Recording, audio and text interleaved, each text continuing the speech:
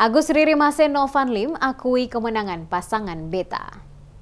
Pasangan calon wali kota dan wakil wali kota Ambon nomor urut 1 Agus Ririmase dan Novan Lim menyampaikan ucapan selamat atas kemenangan pasangan nomor urut 2 Badewin Watimena dan Eli Toisuta atau Beta dalam pemilihan wali kota atau Pilwalkot Ambon 2024. Agus mengakui bahwa berdasarkan hasil hitung cepat Pilwalkot yang berlangsung serentak pada Rabu 27 November, pasangan dengan jargon Beta unggul dengan perolehan suara tertinggi dibandingkan 3 pasangan calon lainnya.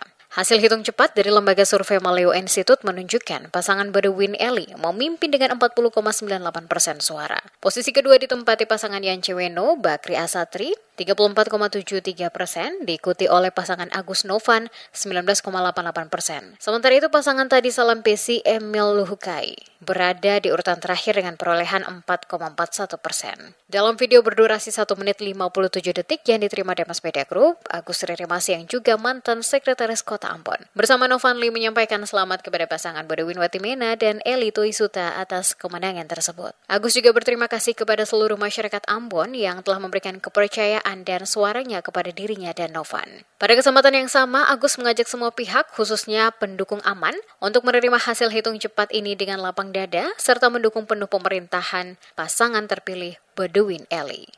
Setelah melakukan perhitungan cepat atau real count, maka kita sama-sama mengetahui bahwa Pak Badewin Watimena dan Ibu Eli Toisuta mencapai suara terbanyak.